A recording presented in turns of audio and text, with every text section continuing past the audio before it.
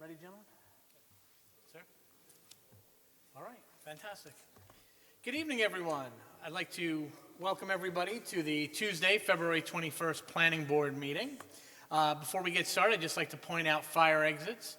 We're all familiar with the main entrance that we came through. Behind us, through the glass doors, and additionally through this door and out to the left. All of those are appropriate fire exits. Noreen, may I have a roll call? Bonnie Franson is absent. Jeff Manson, Here. he will be the deputy chair this evening. Pat Shea. Here. Nick Napoli is absent.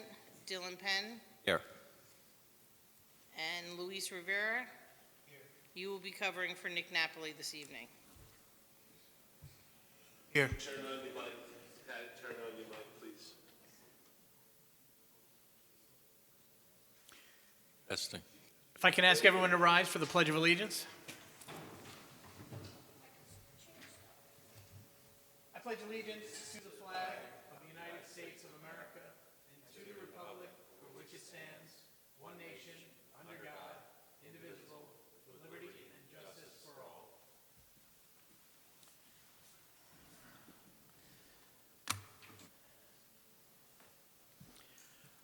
Okay, our first project tonight is Henry Farm.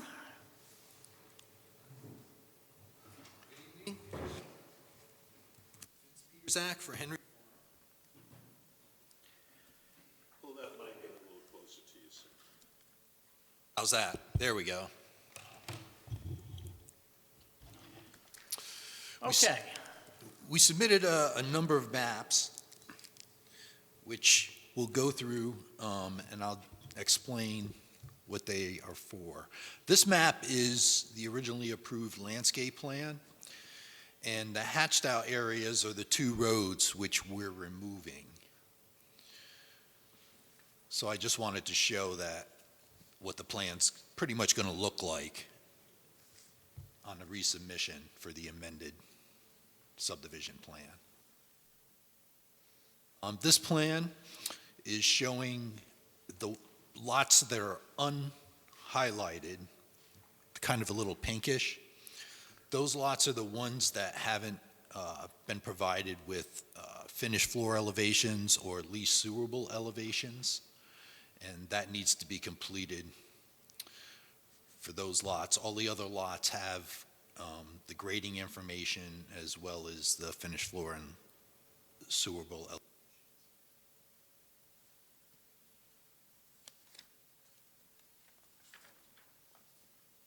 Go to the next. Oh.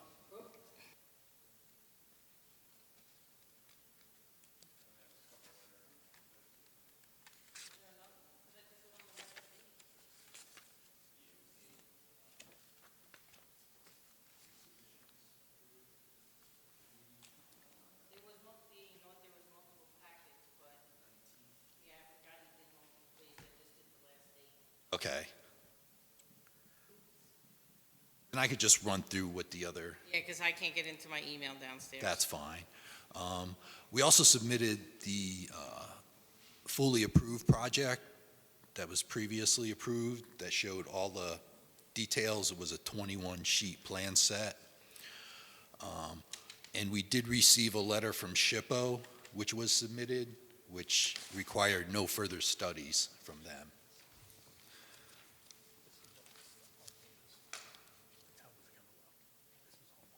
The last map that was submitted was a kind of like a bubble diagram map. And what that showed was the areas crossed out where the lots were being removed and circles with plus however many lots were being added to different locations where the 50 multifamilies were being taken away.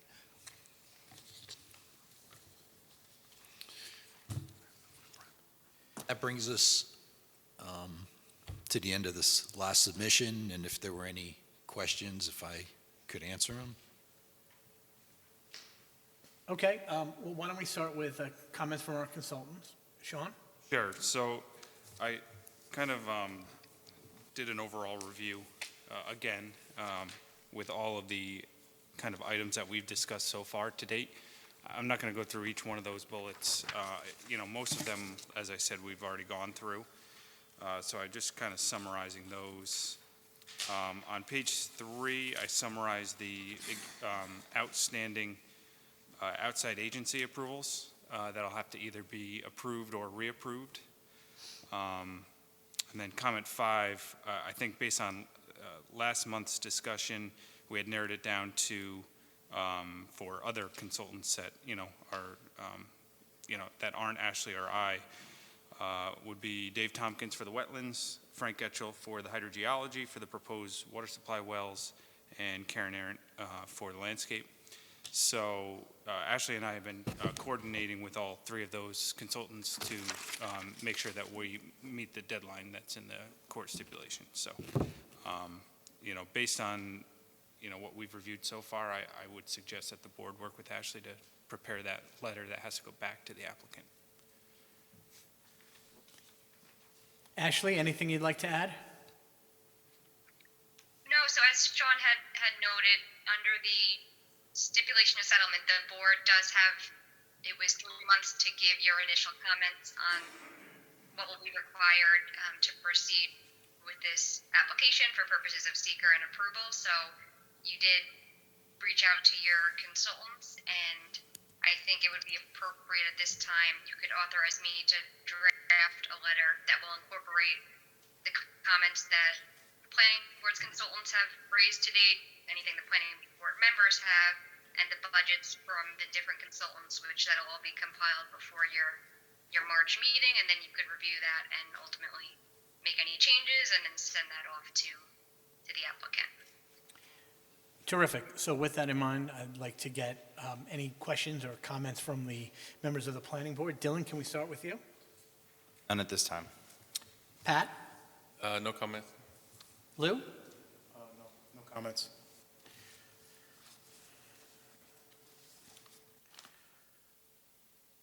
All right, so the map highlighted with the orange lots and then the pink lots. Yes. Are you saying that the orange lots are kind of set in stone with their plans, but the ones that are marked in pink are still items that are being worked on? The ones in pink, when we prepared this for the courts, the ones in pink, we didn't bother doing the grading or putting the finished floor elevations or sewer bowl elevations on. They're relatively flat. They definitely will work. The other lots are fully graded to show that they were capable of being worked. Okay. So I just wanted to explain that. The differentials there. Seward, not perked, right? Excuse me? Seward, not perked, right? Correct. Right. Sewer. Right. And one of the conversations we had at our last meeting was in and around maybe adjusting some of the lots to try and avoid some more of the wetland areas. Were you able to look at that since that time? Has that been explored at all? No, we haven't. Okay. We were waiting to get the entire list to go through everything at once. Perfect. Okay, so I don't have any other questions or comments at this time. Before we get back to Ashley's point, are there any questions that you have for us that we can tackle at this point? Yeah, will we be on next month's workshop or the actual meeting? It should be the workshop, from what I understand. This month was just an exception of the. Okay, no problem, that's it. Would that time frame work for you? Yes. Okay, so then, Ashley, I'd like to make a motion that we authorize you to prepare a draft, including all the items that you've enumerated, so that we can have that ready for March. We can get that finished up then and present that to the applicant. May I have a second? So moved. Thank you, Pat. Rivera, Thank you. Aye. Jeff Manson. Aye. Pat Shea. Aye. Dylan Penn. Aye. I remember your name. Don't look at me like that. Okay, so I think that's everything that we've got for Henry Farm tonight. Thank you. Thank you. Okay, our next project is Homeland Tower.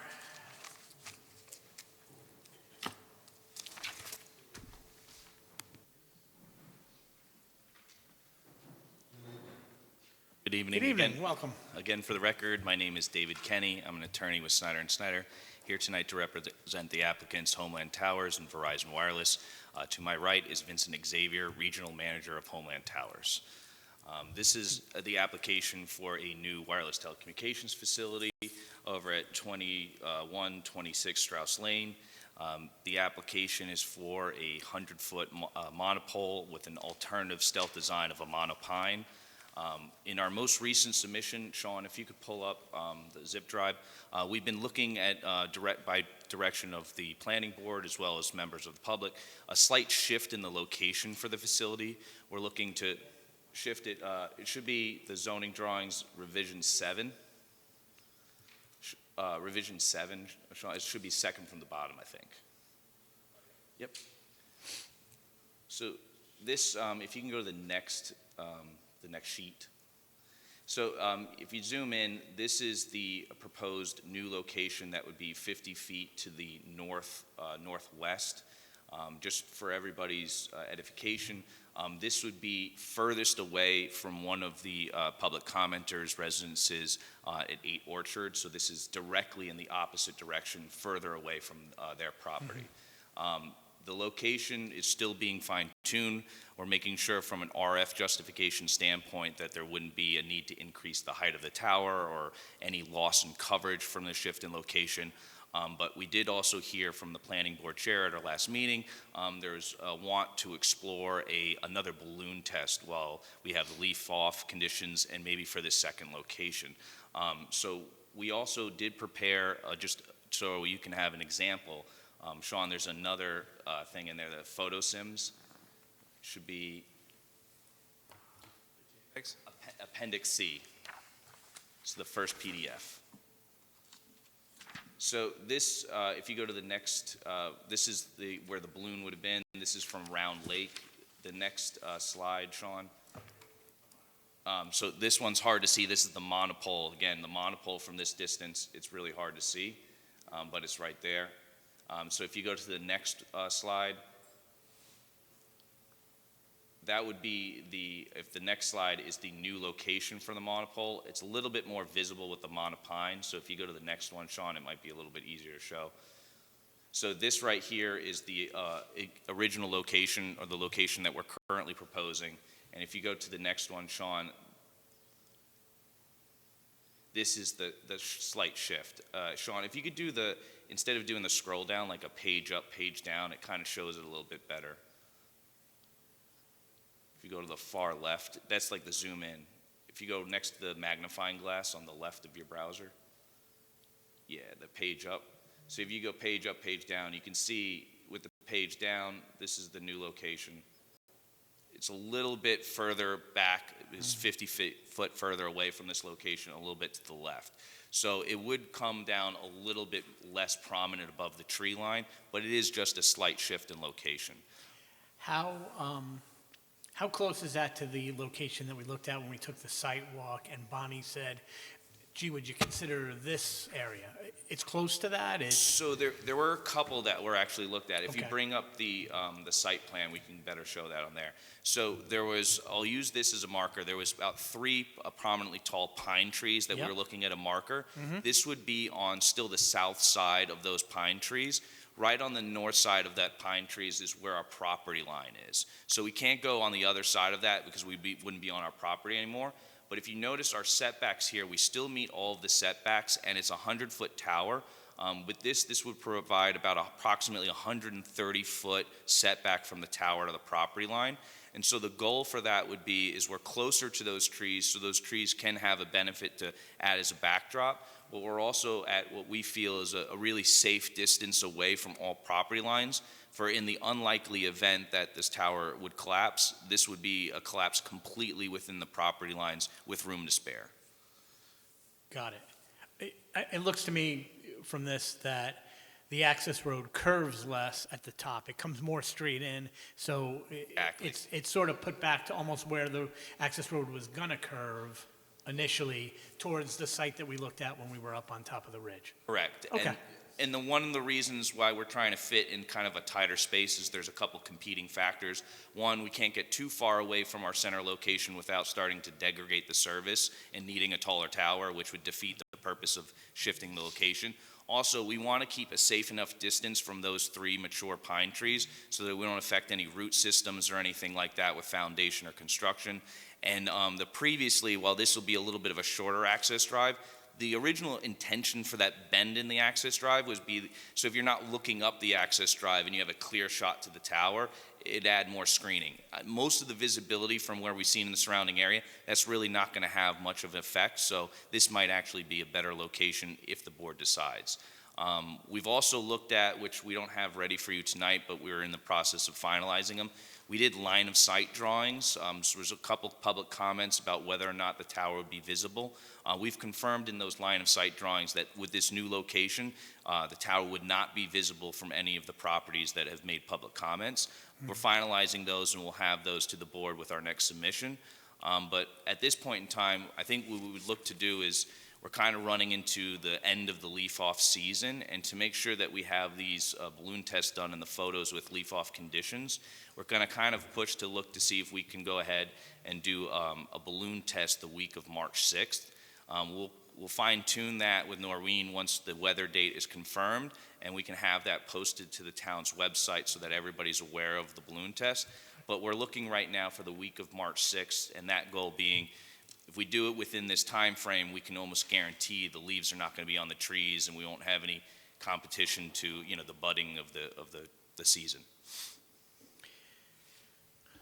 So again, how far of a shift from the original proposed location to where you're looking at now?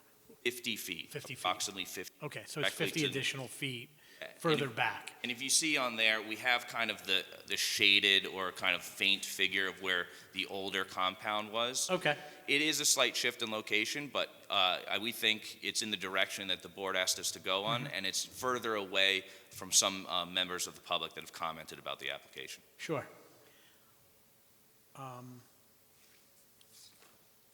So tonight's a continuation of public hearing. I think we should start with that next, and then, did we do sign-ups for public hearing, or are we just gonna, that's fine. So, if it's okay, I'm gonna ask you gentlemen to go back to your table. We'll use this for any public comments. So, in the back, why don't you come forward and start a public comments for us? How are you, Dennis?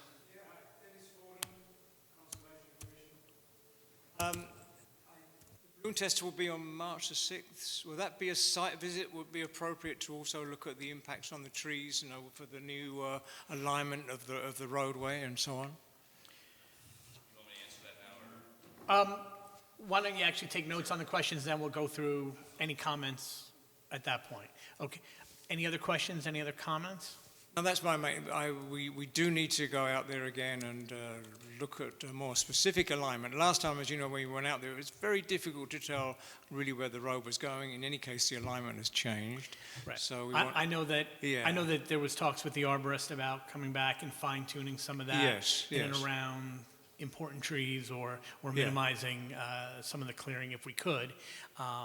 And certainly, yes, we'd want to take the new alignment into consideration. Yeah. When we'll talk to the applicant about whether that would be an appropriate day to do both of those things. Or not. Thank you. Okay, thank you. Thanks, Dennis. Is there anybody else who'd like to comment? Mr. Furbeck? Come on forward.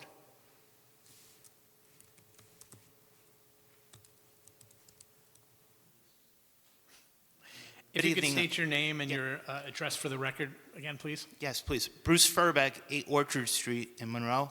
Our only concern is, it sounds like maybe it's a positive. We'd like to have a balloon test that maybe we could possibly receive notification of the date when it's going to happen, so we have the ability to look at it.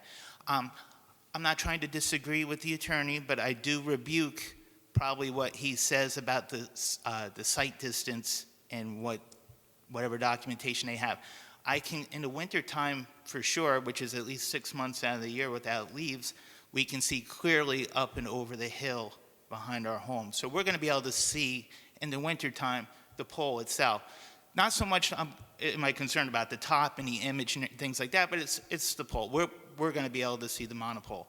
My only other question is, since we've been notified back in January about the cell tower, we've seen we heard there was another tower approved on Juniper Lane in the town of Chester. We also saw a couple weeks ago the town of Palm Tree wants to put one on Acres Road through Verizon, through a different contractor. And they said there was a need because of the Monbassia Tower and the overflow problem. If they approved one from Juniper that hasn't been erected yet, that probably would address their overflow problem that they claim they need to resolve. Now they're going to put one on Acres Road and the one behind our house. It just doesn't make sense. How many towers do we need in the Monroe area besides whatever other towers they've put around us that I don't know about? That's all I have. So we'll have the applicant address that question as well.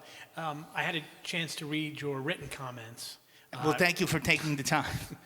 Thank you for providing them. And one of the things that I was looking at specifically was about concern about noise from the backup generator. And one of my questions for the applicant would be, if you have the information, at what decibel level does the generator produce noise? How is that measured? And so we can look at that. One of the things I looked into is starting to look at over what distances different decibel sounds. Listen, we really don't know, other than we know we can't talk about the potential health hazards, and none of us will know for another 30 or 40 years down the road. That's a concern. I know we can't address that, but that's things like that. It's going to change our style of what we're used to with living already. That's all. But a noise concern is an environmental concern, and it's worth asking the questions Thank about. you for even reviewing and taking the time and making that a concern for the town. I suspect from what I've read, unless the generator is extraordinarily loud, much louder than I expected it might be, that it wouldn't be audible from your property. I did when we were doing our site visit, I was up on top of the ridge, and I took a fairly straight walk down towards your property, down towards Orchard, and got quite a distance from where the original proposed site was. In leaf-off conditions. And so at no point during my walk could I detect your home, any of the other homes on Orchard. Now, mind you, I only stand 5'6". Yeah, no, I wouldn't disagree with any of that. I think if you climb the hill, I'm under the stipulation that it's probably flat and maybe even goes down a grade, and it could be as flat as long as the hill is. I don't honestly know. I think the balloon test will be additionally valuable. If we can get the opportunity to see that, give us a basic idea, and then it will make us feel better. Okay, so we can talk about notifications about that. Any other questions or comments? That's all I have. Thank you very much, sir. All right, thank you. Is there anyone else from the public who'd like to speak on this application tonight? Thank you. If I can bring the applicants back up.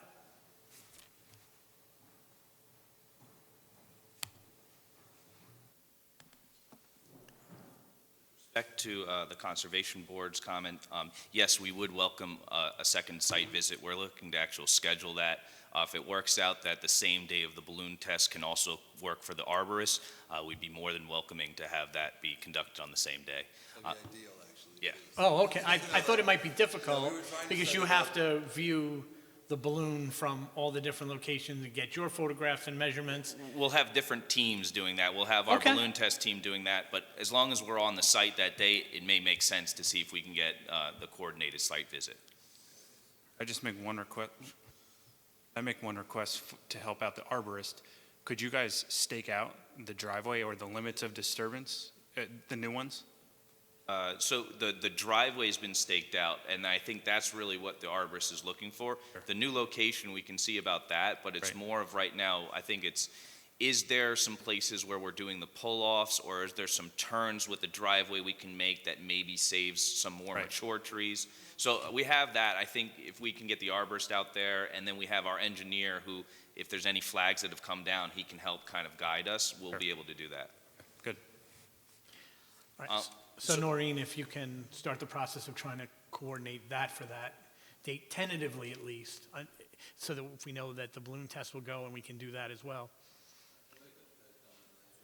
When it comes to the balloon test and the neighbor from Orchard, Obviously, we definitely want to make sure that he's notified, and even further than that, I would love if he's willing to be able to meet him that morning and make sure that photos are taken from his property or where he thinks is suitable. We want to give you all the information as honest as possible, so if he wants us to take it from his property, we're willing to do that as well. Terrific.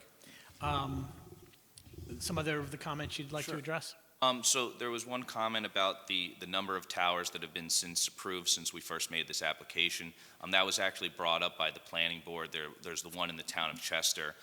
We have our RF report, but we did already go through the RF report where we showed that even with the site in the town of Chester, when it goes on air, there's still a need for this site. We'll double check for the site in the town of Palm Tree, but knowing where the location of that is, it's going to be a little bit far off. Again, what we had to do was there's the site that's already in the town of Monroe. There's two sites, the Neptune, and there was also the Monroe Beta and the Neptune Alpha. Those were the two sites that we're trying to offload capacity from, in addition to providing coverage to this area, which is in a little bit of a different region in the town or a little bit different side of the town than the town of Palm. But we'll absolutely look into that to confirm there's nothing that eliminated the need for this facility, although I feel fairly strongly based on the RF justification report that we've submitted, that's not the case. As far as... I think we've been discussing that right from the beginning of the application. Exactly, yeah. I know I had talked about the one further down Lakes Road, but in Chester, and we addressed the issues around that as well. And then one final thing is our application actually doesn't have a generator proposed at this time. So, but if there was one that would be proposed at a further installation, there are sound attenuation devices that can be installed. There's ways that they can be done to make sure that the sound is muffled. It can be obviously with this particular property layout, can be pointed in a different direction than from where the residents are to the south. There's a lot of things that can be done, but at this particular time, we don't have a generator proposed, so that's even less noise at this point. It'll be batteries that'll be providing backup power. Thank you. Something, before we get to our consultant comments, something that I was thinking about this week as I was looking at the project materials. I'm wondering if there's a good example of a similarly sized tower locally. I was wondering if the one on top of Bald Hill, if you knew what the height of that was, or if maybe you could kind of point us at taking a look at another tower. Obviously, we have taken into consideration the locale is different, the elevation is different, the surrounding trees are different. But to get an idea of what the scale of a 100-foot cell phone tower looks like, that might be useful. So I don't know if you know that, but that would be handy.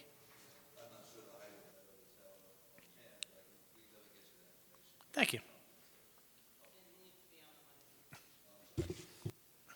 I don't know, but I will get you that information. But we do have with us tonight, I had some JPEG photos of some other monopines. They're a little bit taller than this one, but it could also give some sort of example. This one right here, this is in the town of Somers. Well, this one's a different tower. This one's right here is 101 Bloomer Road in the town of North Salem. This is a 120-foot monopine, so it's a little bit taller. As you can see at the top, those are two carriers, so there's two different, two different sets of antennas, and they're covered with the faux soxes. If you can go, Sean, to that other, this one is in the town of Somers. This is 2580 Route 35. This is approximately 135-foot monopine. Again, this has two carriers located at the top. So these are a little bit taller, but these are some real-world examples. These are towers that Homeland Towers has actually constructed. So this is real-world examples of what you would be looking at for a monopine. So something that I noticed looking at the photos of the monopine that had been sent, because I think I've seen even other ones that Correct. We brought in some previous ones from, I believe one was in Connecticut, and then one in the town of Mamaroneck. That there's a certain distance up the tower before it starts the monopine camouflage. And I'm wondering, is there a standardized distance that it needs to be cleared of that for whatever, maintenance, any of those things? Or is the way the camouflaging done down sort of to the point below tree level where below that it's sort of negligible anyway and not worth doing? That's really the goal. So the goal is to have the start of the branch height really just below the top of the tree height, so that when you're looking above the tree height, you're just seeing faux branches. These faux branches are weight and mass, so the more that we add onto it, it becomes less weight and mass that the carriers can put up, so it affects the co-location ability for the tower.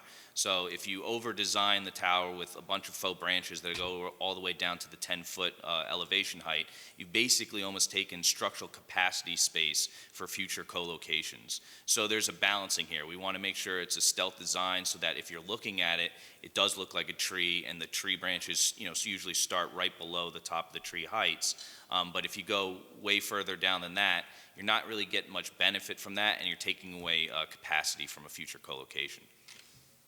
Just to piggyback on that, obviously everything you said was correct, but in this instance, a 100-foot tower, the minimum branches would be the 40 feet. So we want to make sure that it is, designed to have branches down to the bottom of the fourth carrier. So it would be basically starting at the 60-foot level, 60 to 100 feet, or technically be 105 with the little topper, but it would start at 60 feet, go up 40 feet with branches. And, I'm sorry, and then below the branches in particular, would the tower be painted in a fashion that would help camouflage that as well, I assume? Sure. Okay. Normally, it's painted a gray color, but we can paint it brown if needed. Again, the idea is that when you're below at this level of tree branch, it's really going to only be visible through trees. And though most trees are brown, a lot of the times when you're at a distance, a kind of darker gray color sometimes seems to blend in more. Okay. For next time, I actually have it in the car if you really wanted to look at it now, but I have a sample of one of the plates that comes off the bottom, painted either a pine cone brown or a thunder gray. Generally, most boards have liked the thunder gray look, but I'll show you both of them. It would be painted in a matte finish, and it would be up to you. If you go to the next slide or the next photo, it should be a close-up of this tower, or go to the one at the Bloomer Road. If you go to that's a thunder gray tower, but I think I have Bloomer Road's even closer. Yeah, that's a typical color that they're usually painted. As you can see, it's like a little bit in between a gray and a brown. Yeah. Right. I'm sorry, Sean? Oh, I just wanted to speak about where the faux branches would start. So the board's RF engineer had suggested a note that I have included in my comments, and that suggestion was to start the faux branches at 40 feet above the ground level, not the 60 feet that the applicant stated. So I just wanted to make that clear. Obviously, it's a board's call, but that was the suggestion from the RF engineer. Additionally, since I've got the floor, I guess, in his comment, he suggested that all the pieces of equipment be concealed by the faux branches, as well as if in the future another carrier comes in, that those pieces of equipment also be, essentially have the town have some kind of review prior to them coming in, so that they could, the equipment could also be concealed at that time. So that's been discussed, I think, in the past. Any co-locator, if the monopine design is chosen, would have to keep with that monopine design, and that would require a review by the town, whether it be this board or another department. Right, so I think the way to trigger that, though, is by adding that note that the RF engineer suggested. Yeah, and even if it is a monopole design, I would say that in your hopeful approval resolution, we could actually dictate a color code at that time because even under those socks, they're painted a green. So we can designate the color code suitable now in order to ensure that future carriers, even 10 years from now, go back to this color code, because the consistency is more important sometimes than even the color chosen, because it's differentiation of color that makes things stand out. Makes things more visible. So as part of the resolution, we can offer you different color code options. We put that in the resolution now and require the socks. Great, so could you provide renderings as part of your submission with those color codes that the board could maybe choose at the next meeting? Renderings would be difficult. Well, The distances we're looking, you can't really tell. But I can bring in samples painted on metal for you to choose real world. With perhaps pictures that the board could choose? Or could see it in an example like this? We can bring some examples that have been painted the different colors. I think what we're getting at is that once a color is chosen, it's best probably to be put on the drawings embedded as a color swatch. Of course, but it'll at least give the board some choices for you to put on the drawings. That's great. Other comments, Sean? Not at this time. Can I ask, in the consultant's recommendations to have the monopine design start at 40 feet rather than 60, was there a rationale provided for that? Not that I have in my comments. I'd have to go back to the email. but Okay. I could look into that. Well, yeah, we'll look into that, just so we can If we could also discuss have that a further. copy of the consultant's comments, we'll review it. I think we'll try to maximize them as much, but it's, like I said before, it's a little bit of a push-pull, trying not to take away future co-locator capacity. Thank you. Ashley?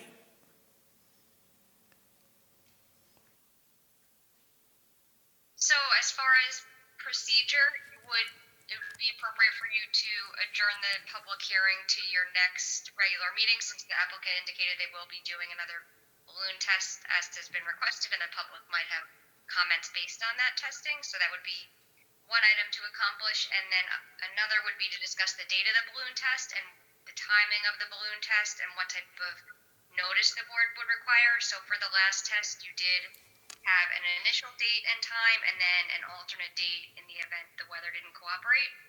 And the board did post notice to the town website, but if the board wanted the applicant to also notify perhaps the neighbors in the immediate vicinity or the neighbors within a certain amount of feet, it would certainly be able to request that they mail that notice.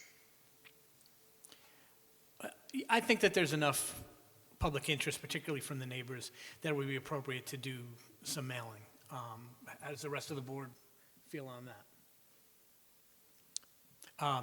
So yeah, if the applicant is amenable, I think to back up the notice on the town website, that would certainly be appropriate. We have a notice list that we did for this exact public hearing, so we'll just use that same notice list, and Please. whatever's being posted to the town website, we'll send a copy out. Yeah, and as far as the date itself, we're flexible besides the weather, but really, I would want us to be dictated by when the arborist is available, because if he tells me he's not available on the 6th, he's available on the 7th, we'll make that be our start date with rollover to the subsequent days thereafter, but hopefully we can work that out with Noreen this week. Our meeting before the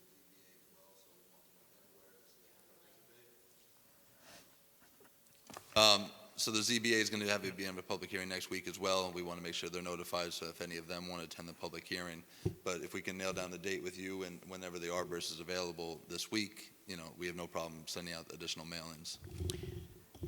Have you met So with just the a comment on the, Yes. I know in the past, the board, it was a Saturday that was given as the date, and then the alternate date was a Saturday, because if you have board members and the public and people are working, during the week, it's hard to get people to be able to see it. So you might want to consider having some weekend dates as the potential.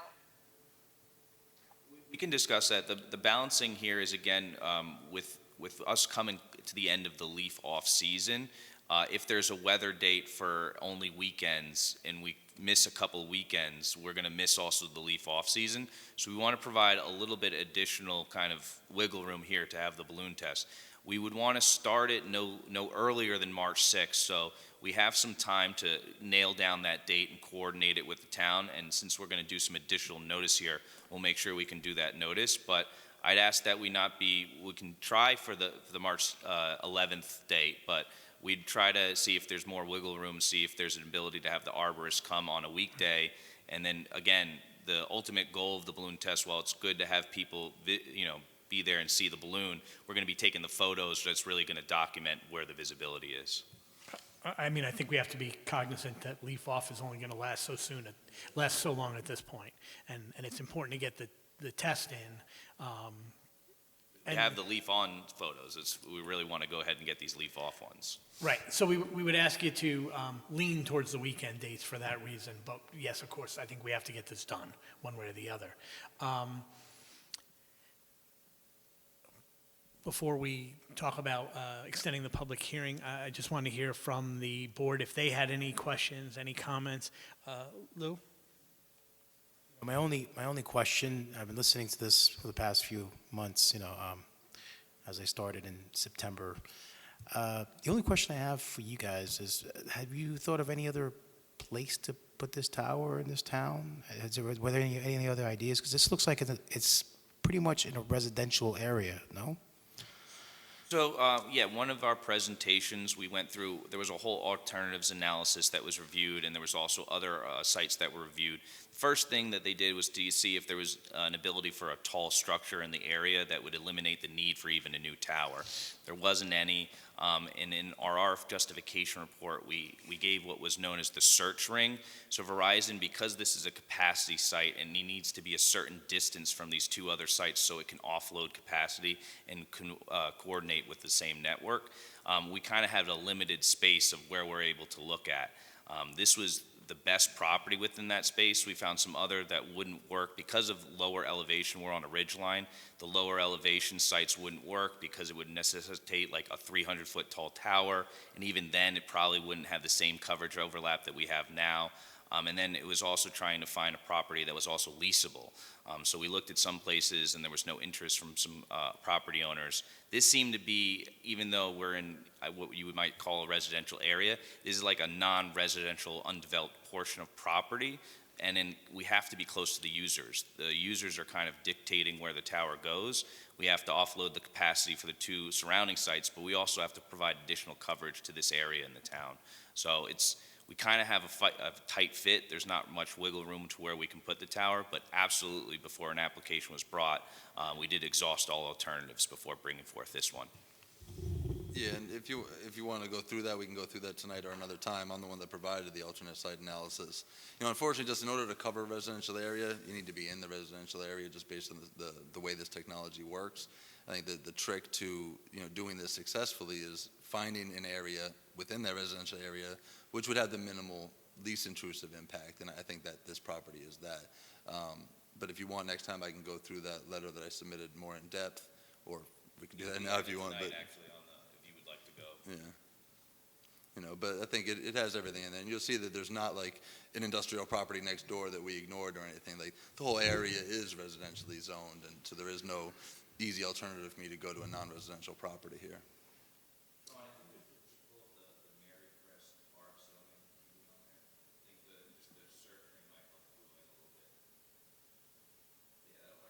Giving him order.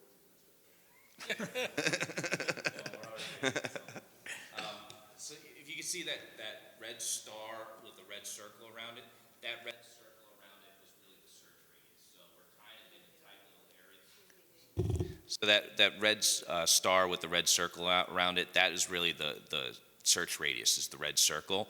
So we're kind of in a tight location right there. We had to find a property within that circle that would also be able to provide a suitable location for the tower.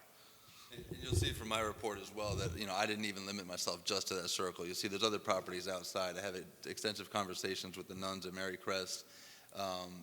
So my report will give you a lot more information there, but in short, no, there's nowhere else we can go.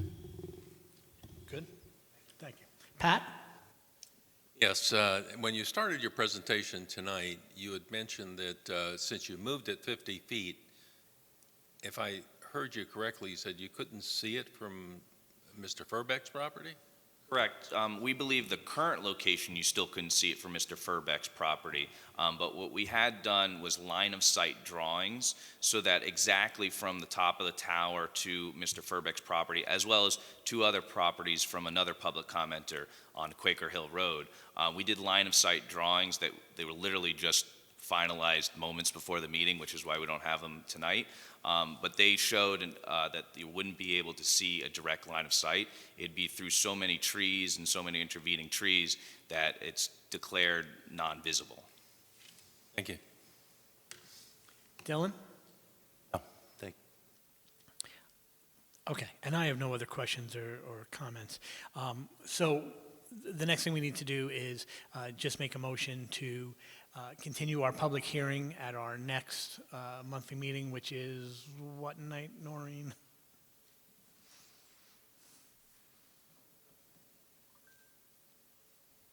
Yeah, the next regular. 21st. Okay, so to continue our public hearing on March 21st, hopefully that'll be after our balloon test, and we'll be able to finalize a lot of thoughts that night.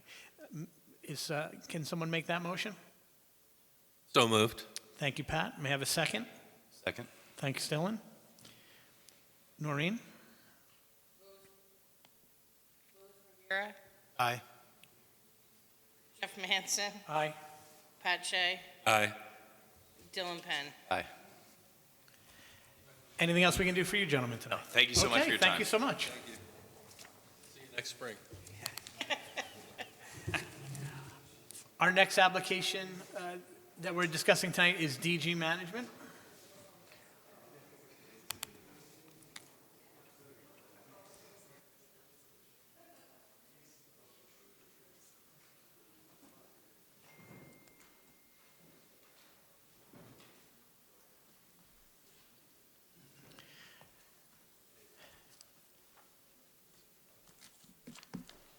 Good evening.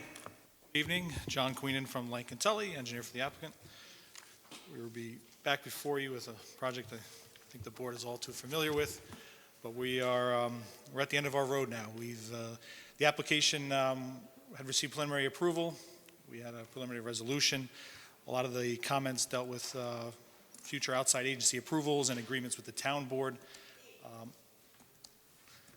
I did a summary letter of the approvals that we've received. We've received all the outside agency approvals. So we have realty subdivision approval from the health department. We have our water approval from the health department. We have our sewer approval from the DEC and the county. We have our approval from the DEC for stormwater speedies permit. And we have most of our approvals from the town board. So the approval for the drainage district, the taking over of the road on our map, as well as the proposed road in the village has been completed. The agreements for the open space have been completed. The only outstanding item left with the town board is the creation of the park district, which is scheduled for March the 5th, I believe. But they have accepted the report and all of the documents for that execution as well. So we are essentially back before you for final approvals. So when you say the town board for the acceptance of the park, you're talking about the conservation easement part The of open space, correct. Okay. So they're calling it a park district. It's the open space lot, essentially what it is. Thank you. Yep. Okay. Sean, can we get your comments? Sure. So I kind of went through all the approvals that John noted. Nothing really to add. I did forget two. We did get approval from, Okay. Just going to be too much.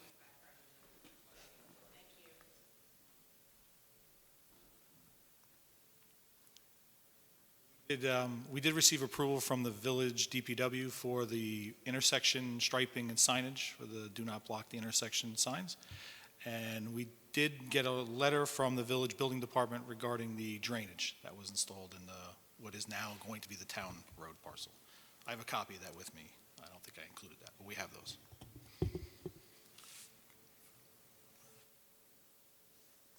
Thank you. Sorry, Sean? Oh, that's okay. So I did go through some of the town code requirements for the final plat. I did note three things that have to be included on the plan. One of them is like the proposed roadway name. The plan has to clearly note where the offer of dedication is being made on the plat. And the monuments, which are physical monuments in the field that are set at the boundary of the roadway, have to be noted on the plat for filing, and then ultimately installed in the field. Additionally, the final plat will have to be signed by a licensed land surveyor on the plat that's filed with the county. And then one more agreement that the town board will have to approve is the PISA, which is the Public Improvement Security Agreement, which essentially the applicant provides a bond or other security that ensures that the town will be, or the road will be built to the specifications that are noted on the plan. In the event that the developer doesn't complete it and there's homes that are constructed there and don't have a complete road constructed. So that's all I have. Just to follow up with that, we did do the cost estimate. Right. So our office has reviewed and accepted that cost estimate, so that'll just have to be memorialized in the agreement. Ashley? So just one thing as an initial matter procedurally, their preliminary approval is set to expire before your next meeting. So at this time, I'd ask the board to approve a motion to extend that preliminary approval. I'd say for 60 days. Thank you. Anything else? Additionally, I think Sean had pretty much touched on everything. The one item that will really need to be reviewed by your wetlands ecologist consultant, Dave Tompkins, the habitat monitoring standards, because that's something that your final resolution of approval will have to establish. So I think John Queen's letter indicated that was proposed in their last ecological report. I think if you could just resubmit that, that way it could be clear what he's referring to, and we could send that over to Dave for review. Or, yeah. We had And everything else, I think, could be could be addressed in a conditional approval resolution, so it would be appropriate to authorize the drafting of one for one of your March meetings. Thank you. I'm going to get some comments from the board. one Yeah, quick please. item. Final public hearing, or can the board have the ability to waive that? Ashley, do you know? I didn't see anything in the code one way or the other. This additional item, so the board does have the ability to waive that. Respectfully request the board. That's something the board wanted to consider this evening. Terrific. Thank you. I appreciate that. So I'm going to go to comments for the board. As we're going through, if you could just opine on whether you feel that we need additional opportunity for public comment. And Pat, I'm going to start with you. I don't think we've seen you guys enough. Only been, We want you to come back. only been 4 Thanksgivings. So, only a couple of things that were coming to mind. Who is going to take over that roadway there? Town. The town, okay, From Scunny Monk all the way up now. right. And then, there was a issue, I see all these cars backed up when I come by Scunny Monk Road, all the way down. And you guys, do we feel like we've really got that under control? I could just see, people coming out of the project, trying to get in. What was the mitigation that you had there? Mitigation, based on our traffic consultant and the towns, was the striping of the intersection and the signage of do not block the intersection, similar to what is at the firehouse intersection now. Which nobody pays attention to. I notice, because I go by there and I see the stripes and everybody pulls up and makes a right on red there. So but anyway, it is what it is. Yeah, that's the mitigation that was Yeah. agreed upon. Human nature. Yeah, Okay, that's all I have. until you get the ticket. Right. Dylan? Not see a need for public comment and comment for my. Thank you. Lou? I don't have a comment, but I think we should have a public hearing. I mean, we should at least, have the public engaged in this situation. So we've gone through public comment as part of getting to the preliminary approval. And while it's possible to have an additional round of public comment, it would truly be on most of these outside agency approvals. At this point, that's the big thing that were the conditions of the conditional. Based on that, do you feel that additional public comment would be warranted? Also, we had public comment for the ZBA proceedings as well. That was probably 4 to 6 month open hearing, so, Okay, so we've done 2 rounds of, yes. okay, thank you. That's different. If we had 2 rounds, that's okay. Thank you. By the way, did anyone show up for those comments? No. Okay.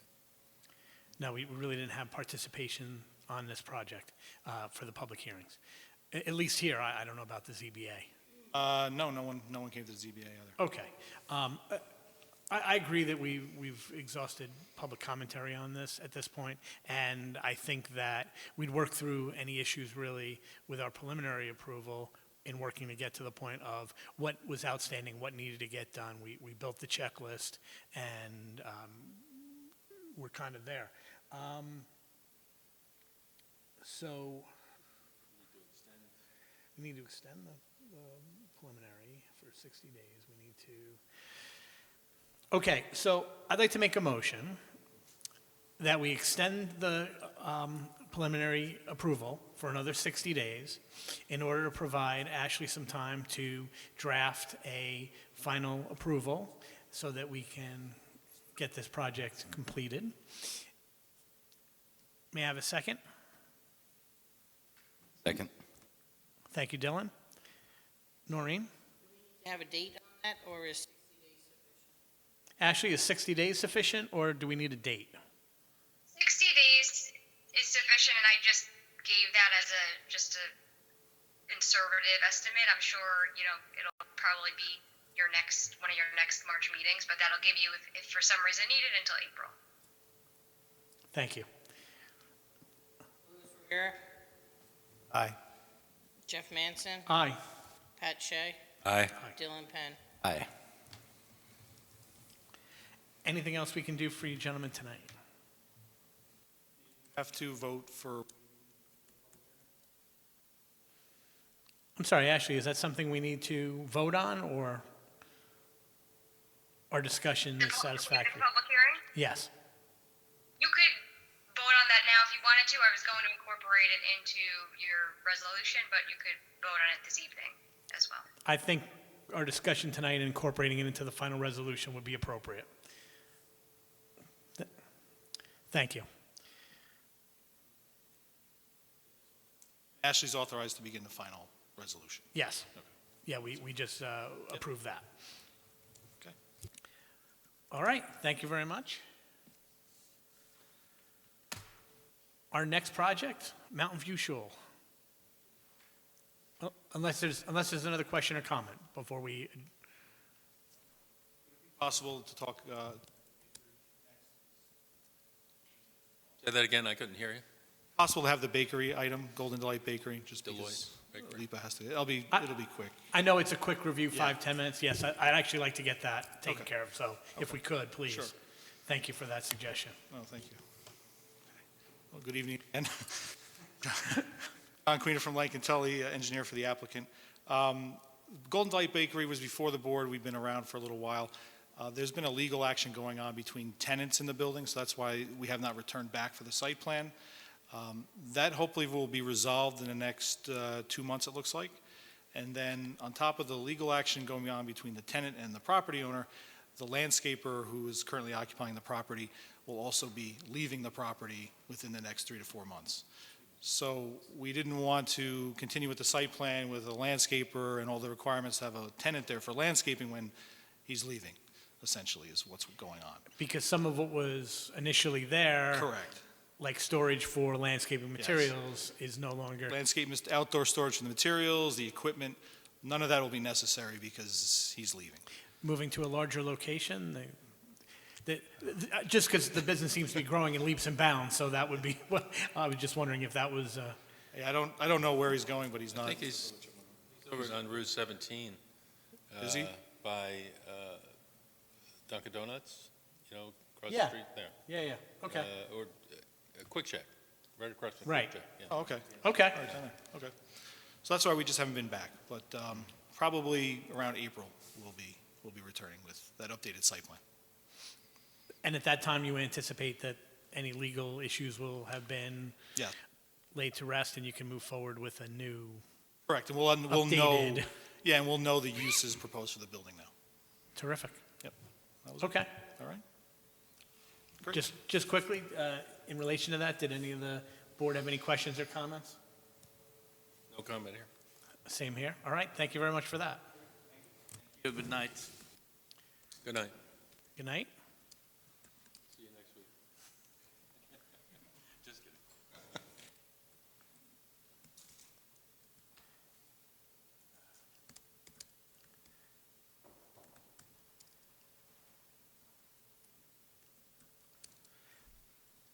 Our next application is Mountain View Shul.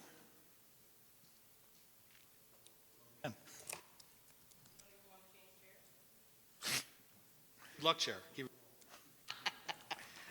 That's the idea. Evening again.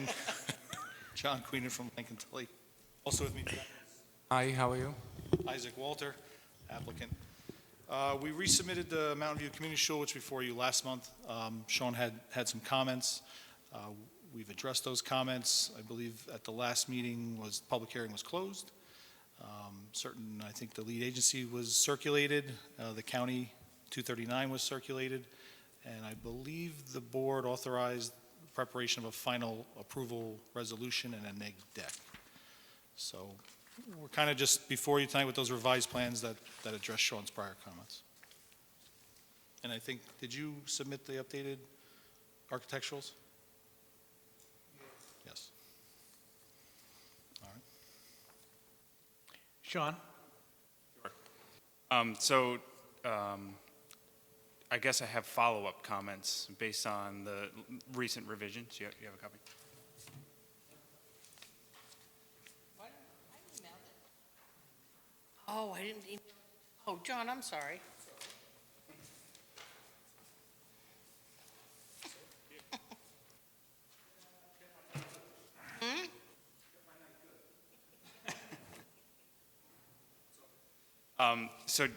I'll hit sort of the highlights. So last time I had asked with regards to the proposed water service that's going to service a building that's fed from the village of Curious Joel. It's an existing 2-inch copper line, as I understand. I had questioned whether or not a fire hydrant was going to be necessary based on the sprinklers. Based on my cursory review of the fire code, I believe it's going to be required, which a 2-inch line is not going to be able to service. I did refer that to Ben, the building inspector. I have not gotten a response yet, so waiting on that. And that's kind of key because if a 6-inch service has to be installed, it could trigger the need for a SWIP based on the amount of disturbance. I did ask for, last time I asked for the extent, including survey for the where the sewer is going to be extended within Mountain View Drive. John has included that. However, the utility plan did not appear to show the existing manhole, so I just asked that that be confirmed in the field with inverts.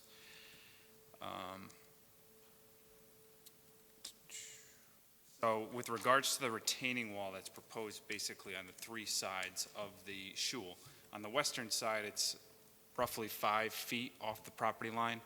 The detail for the retaining wall proposes geogrid that goes back into the slope to help stabilize the retaining wall. It's unclear based on the detail how far that geogrid has to go back, and if it has to go back more than that 5 or so feet, they're going to need an easement from the adjoining property owner. So I just asked John to look into that. Additionally, that'll affect the limits of disturbance that's shown on the plan, which could trigger the SWIP. And then I had some relatively minor comments with regards to the lighting plan. And at this point, I just would not suggest that the board authorize or adopt a negative declaration for secret until those items can be addressed. Thank you. Ashley? Hi, so as Sean had noted, there were some additional things that were needed in order to complete your seeker review and issue a negative declaration. So I started preparing that and the resolution, but these items will need to be resolved before you're able to move forward there. I do think the board should also review the architectural details that were provided this last round of submission, just to make sure that there's no additional information or details you think is necessary to complete your architectural review.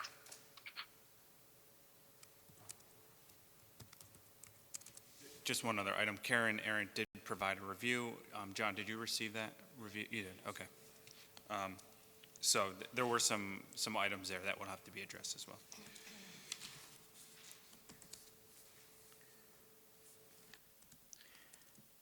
I'm sorry, Ashley. So you're suggesting that, once again, we take a look at the architectural renderings tonight to see if there's any further questions we have or concerns, comments? Yes, so they did provide renderings and the proposed materials and colors and all of those types of details that that your code requires be submitted, so just to make sure that the board doesn't have any concerns or thinks there's adequate information. Sean, do you have access to those to be able to bring them up on the screen? Thank you.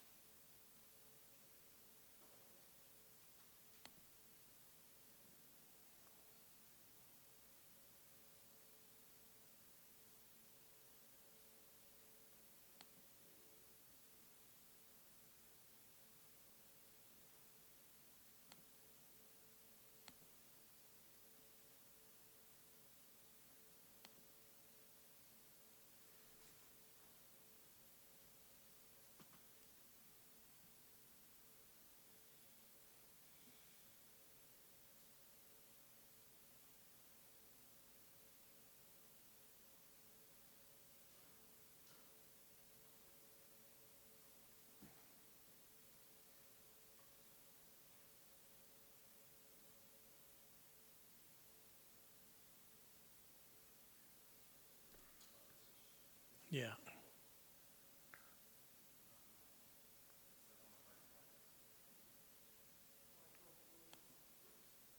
Sorry. Talking about the pictures that they brought last time? Yes. Yeah. As a whole, that paperclip that I can see from here, Lou, that last folded pile, pull that up for me. That's what came in last, so if you want to just pass one down to every one of the, take one and pass it down. We'll take a look at it. Oh, they're, okay. Take one set and pass it down. Really just to make sure that you think there's adequate detail and the colors and all of the materials are appropriate. And you have to send down this way, Dylan.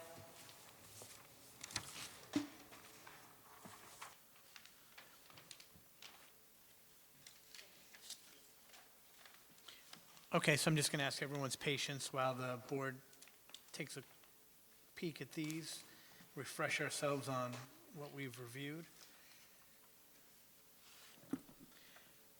Sean, while we're looking at these, I know that there was a commentary in regards to the lighting and a concern about that, if I remember correctly, about an area of the building that might be dark, one of the entrances. And I was wondering if you could maybe point to that. I'll have to look at this.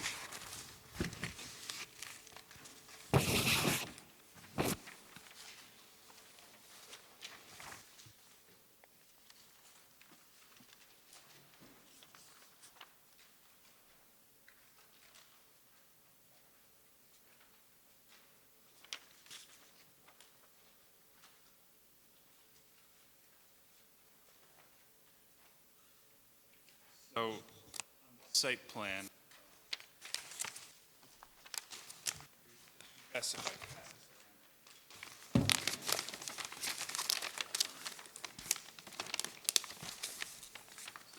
What sheet are we looking at? 6.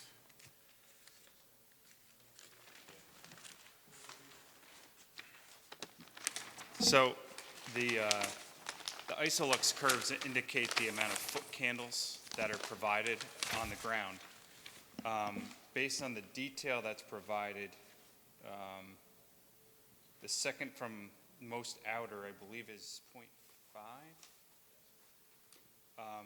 So generally where you have 0.5s overlapping, you'll have 1 foot candle provided, which is generally the minimal amount of light that you'll want on the ground. So you'll see that at the main entrance, there's virtually no light that's shed at that location.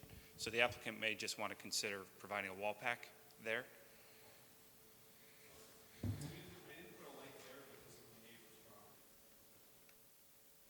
On your mic, John. But maybe it could just be a downward faced with full cutoff. Either that, or I'll see what's on the existing shul building now. That might be adequate enough. And that's going to be storage? Okay. We'll get it.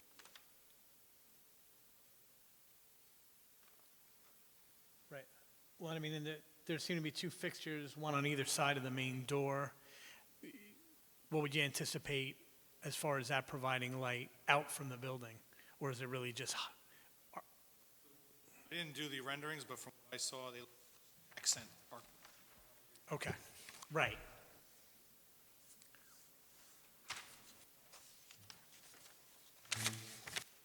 Not going to get much.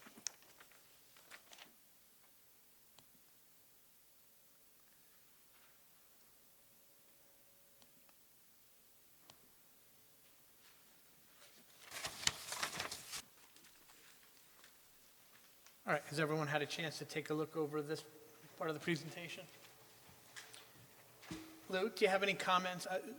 Sorry, just for benefit of Dylan and Lou, who are a little newer at the board. So one of the authorities that we have as the planning board is that we're given authority as the architectural review board for the town as well. So in addition to the site plan, we're also approving the architecture. And like with everything else, looking, to make any suggestions, comments that would perfect the design or address any concerns that we may have about the look of the building, the design of the building. Lou, any questions or comments you have? No questions, no comments. Thanks. Pat? No, I don't have any questions or comments other than I recall, we did talk a lot about that at the last meeting. Bonnie went into it quite in depth.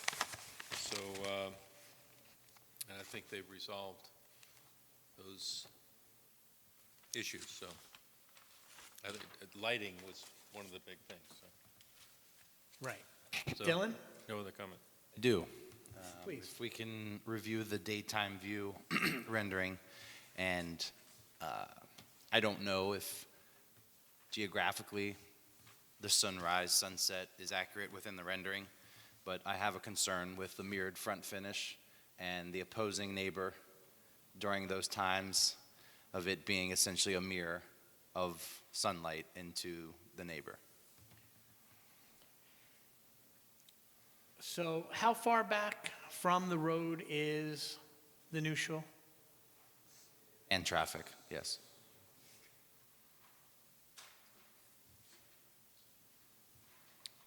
And while you're looking at that, remind me, the existing shul is 1 story, 1.5? Okay.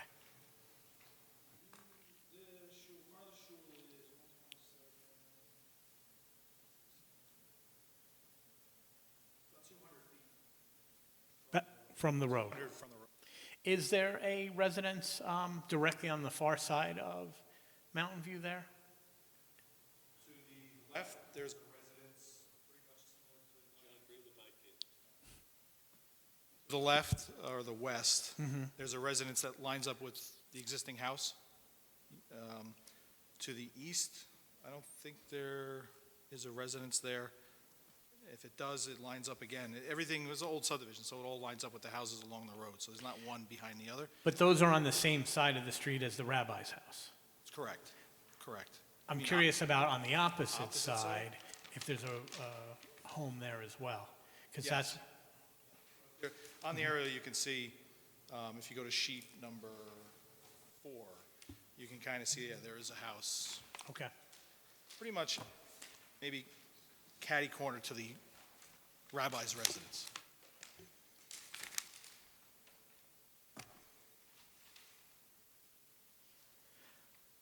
So the front of the shul faces what direction? Front of the proposed shul faces the street. Which is it's South. south, correct? Yes, Okay. south. So it's factual. Right, so Sunrise, sunset. Right, so and particularly in the winter.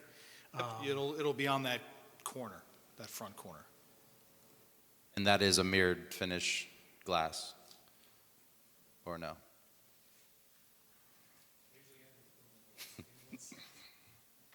Looks nice.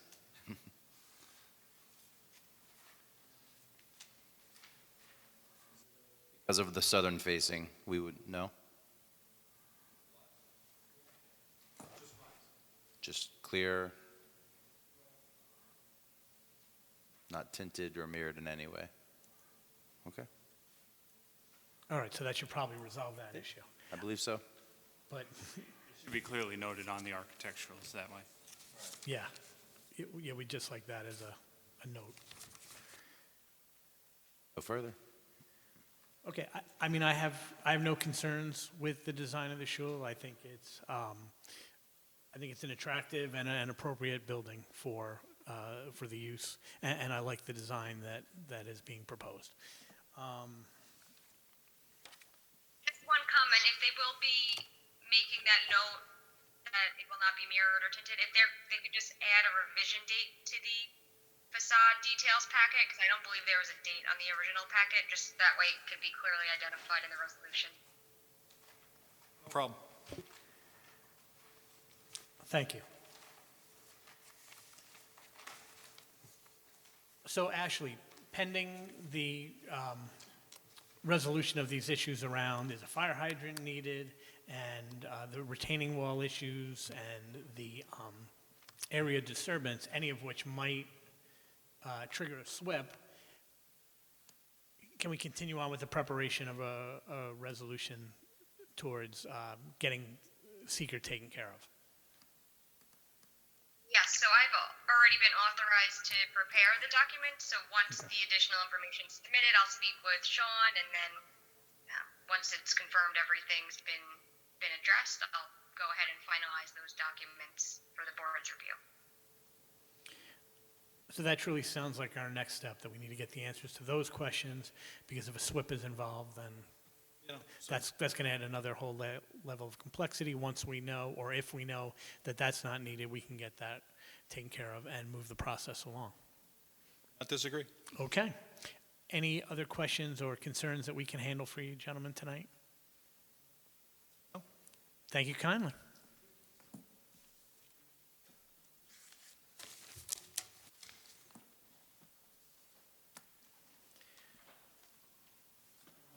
Good night.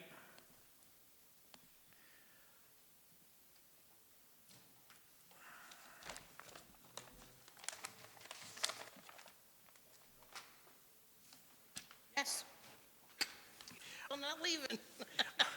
Our next application that we're looking at is Sherry Torah.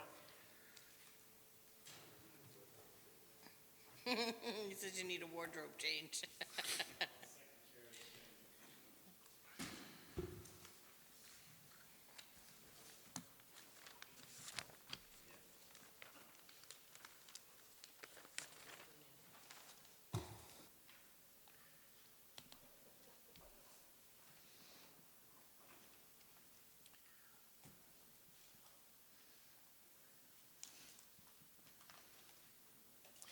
Good evening, John Queenan, Lankin Tully for the applicant.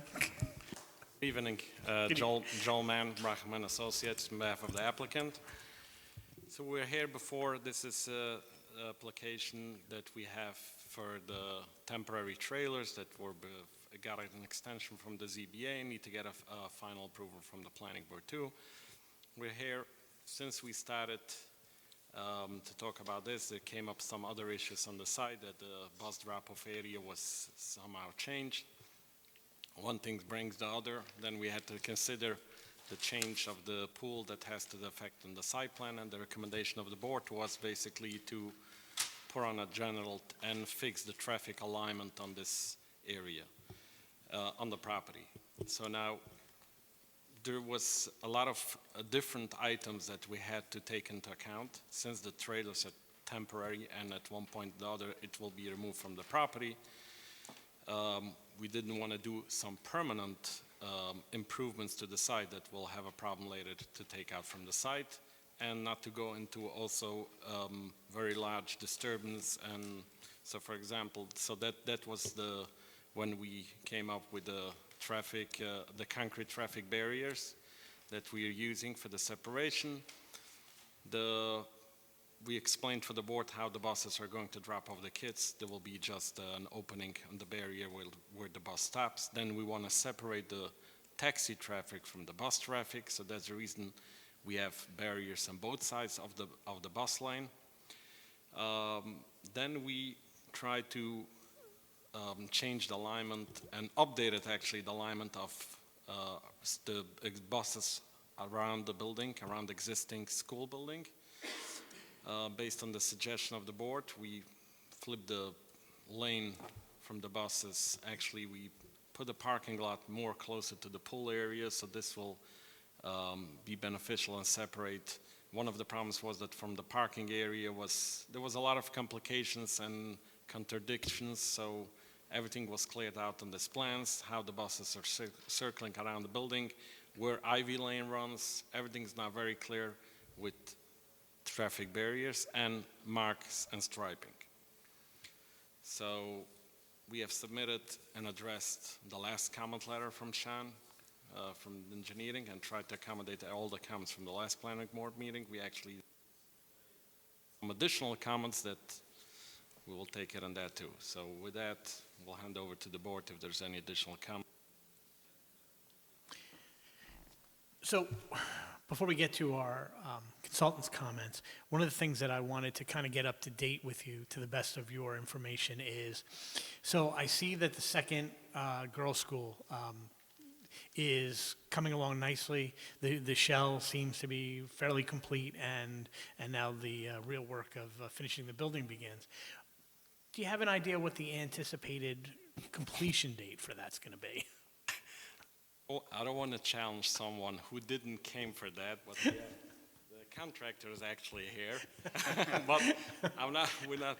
But I believe that based on my information, they're moving ahead very quickly, and like I explained in my narrative and everything, this is not being built from public money. It's fundraising. Yeah. Every dollar and every hammer, every nail is a nail. Right. So, but they're getting very, and Isaac is doing a great job on that, and hopefully this will be done very soon. Whatever, I don't know the schedule exactly, but I believe before the date of the expiration of the trailers, as explained. So once that school is ready to be opened, is that the anticipated point where the trailers would no longer be needed? Okay. I wasn't certain. For some reason, I had a memory of there was a possible need, once the girls are moved to the new school, that those trailers might be required to supplement the boys' school. We had discussed that. I think part of the discussion was that we explained that the school has also a property in the village of South Blooming Grove, and we said that that property is still not enough, and then we'll still need to wait for the school, the Glenwood School, to be built and finished up. And maybe we'll still need the trailers, I don't know. We'll discuss that. To be determined. Exactly. At a later date. Sherry Torah continues to grow in leaps and bounds. So we can't do it's anything. all sort of predicated on that. Understood. Right. Yeah, I was just trying to get up to date on where. But like I explained, it's since they got bigger, they have a new administrator, and they are planning ahead very well now, and they hope will not be the need to have some temporary stuff out. Great. So with our next application, we'll ask for an update of the narrative. Exactly. On that. Fair enough. I can work with that. Sean? Sure. So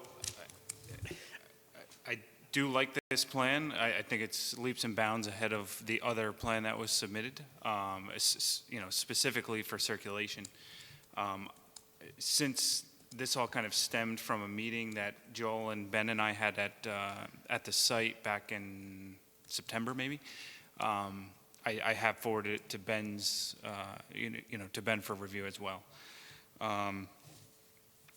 Just, I guess, some clarification for myself. The barriers that you're suggesting on the plan or proposing on the plan, those would be the barriers that were submitted that the cut sheet was submitted rather than actual installed curbing on the site?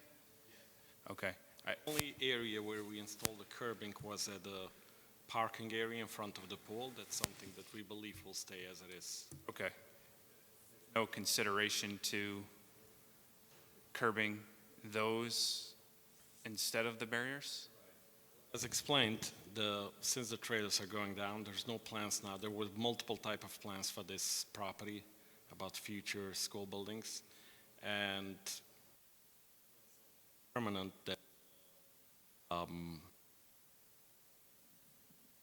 something that like then now, and then you need to change it out. It's disturbance and cost that. Understood. For the Yeah. temporary nature of this will Right. be. I will say that these are, Jersey barriers that are proposed, so they are movable, and they're more substantial for safety as compared to some of the gates that are out there now. So, if I can get back to the other plan. So, some additional things that the applicant should look at is drainage with all the new proposed impervious surface that's proposed. Some diagrams for the school buses should be provided to ensure that the school buses can actually maneuver through those tight curves. The islands in between the parking spaces that are cross-hatched, what are those, what's proposed to be in that? A striping. So it will be Oh, part of- striping, okay. Yes. So everything will be paved and that'll be, Yeah, it technically, everything besides a very small area that we have to take out the brushes is paved already. There was like bumps, but when we were at the site, this was one of Ben's comments at the first place, that it's not straight and there's a lot of bumps, but they fixed it. Meanwhile, they fixed already the paving there out. okay. So it's, I will do the other very small amount that's being paved additional from what's there now. And at this point, as I said, we should get comments from Ben, for his input on the circulation with regards to fire safety as well, so.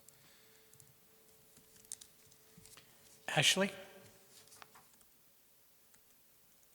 Just a couple of cleanup items. I think we still need an owner's endorsement for the lot 21.2 parcel. I think there's one for the lot 29, but not for 21.2. And then also to make sure there's two separate owners of lot 21.2 and lot 29. So to make sure that both are listed as owners on the site plan sheet.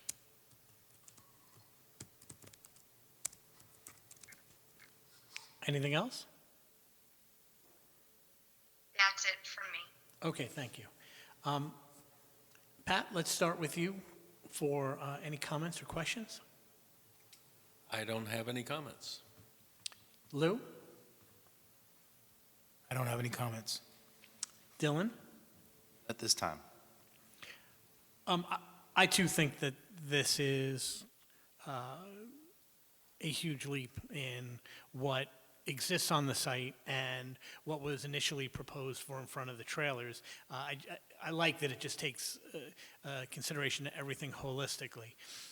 I understand that there's going to be like a lift arm gate along the side of the boys' school, and I'm wondering what the purpose of that is. We have a handout. This is the model that's going to be. That's for safety during the day when the children are playing out there in the backyard, and they're keeping the gates closed on both accesses. And technically, actually, they're trying to also control that no cars should go in at all into the back of the property, just school buses. So the school buses will, did I understand, that they'll actually go around the entire school building? Correct. And so where's the drop-off point for students for the boys' school? Is it still in the front? The left side of the building and the rear of the building, it's Okay. marked on the plan. Where it looks like there are bus-sized parking slots? Yes. Okay. Oh, all right, I see what you're talking about. Yeah. Is there an entrance along the rear as well, or just the one on the side? On the rear and on the side. Okay. So buses will come around the side of the building, they'll either drop off on the side or the rear, and then they'll continue around the building. So there are gates on both sides there. Both sides, entrance and exits, to make sure that no cars, even taxis, anyone is not getting into that. It's buses only, and Buses when the only. buses aren't there, then you have safety for the students when they're out in the schoolyard. Terrific. That sounds good. I have no further questions or comments. What else can we do for you gentlemen tonight? Anyway, I understand we have some small comments that we'll address, and we'll have John finish up that we need to have a stamped site plans that we work now on sketches. And if he can maybe authorize Ashley to draft the resolution, so it should be ready for hopefully for the next meeting. I don't think there's any significant. Ashley, do you feel that we're at that point? I think you can authorize it, I mean, pending whatever comments the fire department or Ben might have, I think it would be appropriate to do so. So I'd like to make a motion that pending any final comments that we need to receive, any final revisions that we need to receive, that we authorize Ashley to start on a approval resolution for the Sherry Torah application. May I have a second? Second. Thank you, Lou. All right. Thank you. Are you done, John? Yes. We'll find out. Finish voting. You have to finish your vote. Oh, I'm sorry. We got to vote. Right. Jeff Manson, Aye. here, Aye. Pat Shea, Aye. Dylan Penn. Aye. Technicalities. Thank you. Thank you. Thank you, Have a Norman. good evening. Thank you.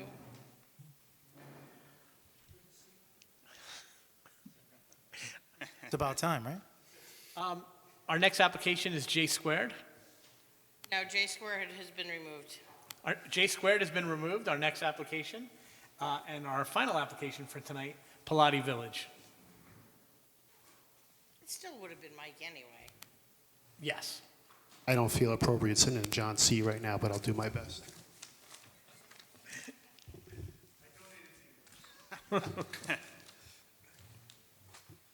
Good evening, everybody. My name is Michael Morgante. For the record, I'm the project engineer for the Pilati Village application.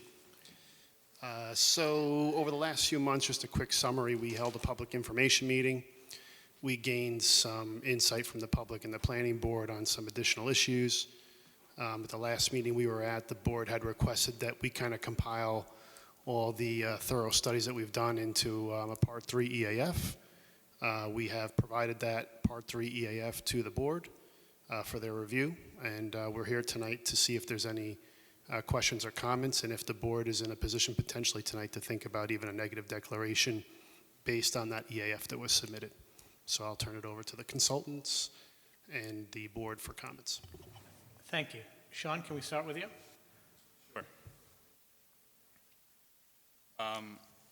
So we got a revised SWIP that we reviewed.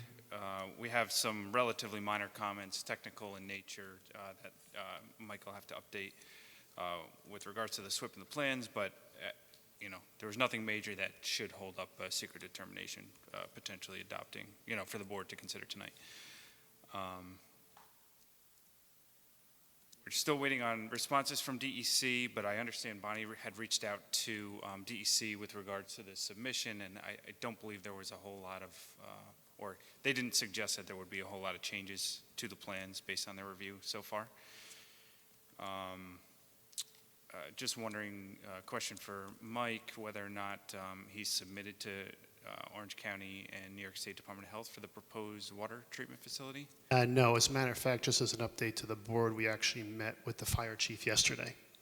So now we have a kind of a clear direction on potentially what water may be required. We kind of had to have that conversation before we can start compiling the water supply and treatment design. So no, we haven't gotten anything further in terms of a submission to the health department, but we'll be working towards that now. Okay. Great. Sean? Yes. I wouldn't anticipate that any modifications to the treatment design, the water supply, would be something that we'd have to look at to say, this really changes the impact environmentally? So Frank Etchel's. It's sort of, these are sort of technical details of how this process will be completed. Right. Okay. So with regards to potable water side, Frank Etchel's reviewed the quantity and the quality. PFAS and PFOA have been noted to be present on the property. However, treatment can be provided to mitigate those concerns. With regards to the fire aspect of it, obviously there's 2 water supplies on each side of the road that are serving each of the buildings. Each of those buildings will have to be sprinklered. That I understand tanks will be provided interior to the building to basically store the volume that's needed for the fire pumps to provide those sprinklers. So That's correct. right. So at this point, maybe the size of those tanks is unknown, but that's something that'll have to be dealt with at building permit time, not part of the site plan. So. Mike has not been on. Any other comments? So at this point, just with regards to lighting, there was a conflict on the lighting sheet. On the cut sheet, the 3,000 Kelvin was boxed in. There was a note that said that the lights will not be more than 4,000 Kelvin for the color temperature, but the board typically requires 2,700 Kelvin or less. So that's also been noted in the negative declaration that that'll be addressed, moving forward. So That's fine. I think I actually do have a note on the plans, but I might have circled the wrong box on the light, so we can you address did, that. and the note says 4,000 Kelvin. Oh, okay, that's the Yeah. problem. We can change that. Yeah. That's not a problem. Sorry, one more with regards to, I didn't see a note for the tree clearing restriction because of the listed bat species. I'll double check the plans, but that's not a big deal to put that Right. on there. Yeah. Right. Ashley, any comments? And if you can talk to us a little bit about process at this point. Sure. So I did prepare a draft negative declaration for the board's consideration tonight. I did also just go through the EAF Part 2 and re-answer those questions and sent around a PDF noting what your prior responses were to those questions in the Part 2 and whether things were either a no impact, a small impact, or a moderate to large. And then this negative declaration addresses the areas that were noted as moderate to large and also others that were either noted as small or if there was a reason to explain why something would not have an impact. So I don't know if you want to perhaps read through kind of the substance there. The initial page is really just the explanation of the project, and then you go on to explain the different areas where there were potentially moderate to large impacts or potentially small impacts or no impacts, that it was worthy of explaining why those wouldn't be impacts. Okay, and I would like to get to that document. Prior to doing that, I'd just like to do a final review through the board to see if there are questions or comments regarding our environmental review that we can go over with Mike. Before I get to the rest of the board, I have a number of comments for Mike, mostly notes along the way, and a couple of questions just to resolve for myself. Because you gave us a little light reading here. A little bit. Which I thoroughly enjoyed. And reviewing the 61 pages of sheets, there were a number of things that I noticed along the way. One of the things, on sheet 4, Vincent Pilates Center is marked as a building to be removed, but I'm fairly certain it's not, based on all our discussions.